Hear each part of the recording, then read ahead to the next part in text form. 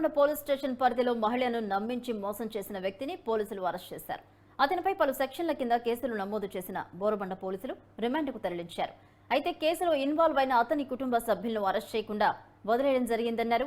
ఈ సందర్భంగా నిందితుడితో పోలీసులు కలిసి సెటిల్మెంట్లు చేసుకున్నారని బోరబండ ఎస్ఐ ఆ మహిళ ఆరోపణలు చేస్తుంది ఎస్ఐపై.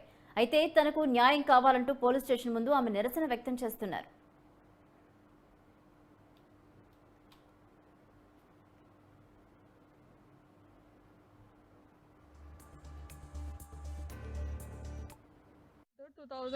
నుంచి రిలేషన్లు ఉన్నాము.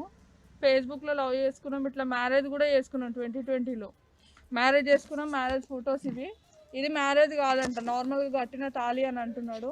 ప్రెగ్నెన్సీ కూడా వచ్చింది, ప్రెగ్నెన్సీ కూడా తీపిచ్చిండు. వాళ్ళ ఇంటికి వాళ్ళ పేరెంట్స్ అందరూ వచ్చారు, పెళ్లి చేస్తామని మాట్లాడి ఇప్పుడు అమ్మాయి నచ్చలేదు, మాకు డౌరీ ఇవ్వట్లేదు అనేసి ఇంత చేస్తారు. 1 ఇయర్ రిలేషన్ అని చెప్తున్నాడు, కానీ 1 ఇయర్ కాదు, 2018 నుంచి.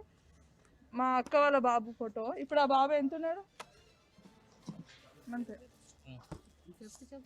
ఎట్లా ఫోన్ చేస్తాడు, ఫోన్ చేసి ఇట్లా మా మ్యారేజ్ చేసుకుందాము, ప్రెగ్నెన్సీ తీపిద్దాము, మా డాడీ క్యాన్సర్ ఉంది, తను బాగాలేదు, హెల్త్ బాగాలేదు అని చెప్పిండు. ఇప్పుడు లేదు, నేను ప్రెగ్నెన్సీ చేయలేదు అని చెప్తున్నాడు. ఆ ప్రూఫ్స్ కూడా నా దగ్గర ఉన్నాయి. కాల్ లిస్ట్ ఉంది, చాట్ లిస్ట్ ఉంది, అండ్ కాల్ రికార్డ్స్ ఉన్నాయి, వీడియోస్ కూడా ఉన్నాయి. అవన్నీ ప్రూఫ్ అయితే నా దగ్గర ఉంది.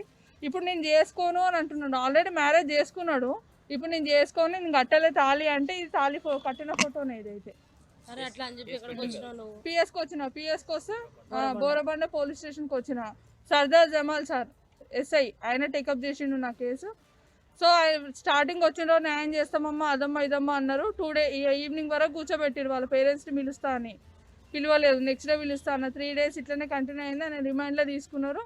ఛార్జ్ షీట్ చేతిలో పెట్టేసి ఎఫ్ఐఆర్ కాపీ చేతిలో పెట్టేసిండు, పంపించిన. అప్పటికి నేను స్లీపింగ్ పిల్స్ వేసుకున్నా. సో నేను అడిగినా కూడా దేనికి ఇస్తున్నది అంటే, లేదు నువ్వు కంప్లైంట్ ఇచ్చినావుగా స్టేట్మెంట్ కోసం అనేసి అన్నాడు, కానీ ఎఫ్ఐఆర్ కాపీ అని నాకు చెప్పలేదు. మీరేమైనా ఉంటే కోర్టులో మాట్లాడుకోండి అన్నాడు. కోర్టులో మాట్లాడుకోండి కానీ ఛార్జ్ షీట్ 7 months నుంచి తిరుగుతున్నాను. సెప్టెంబర్లో కేసు పెట్టినాం. ఫెబ్ వరకు నేను తిరిగి ఫెడప్ అయిపోయి నీ ఇంట్లో నుంచి వెళ్ళిపోయినా.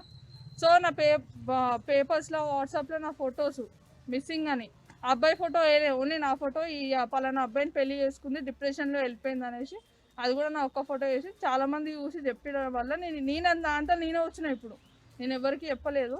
సో నైట్ కాల్ చేసి అబ్బాయిని పిలిపిస్తా అంటే వస్తా అంటే పిలిపిస్తా అన్నారు.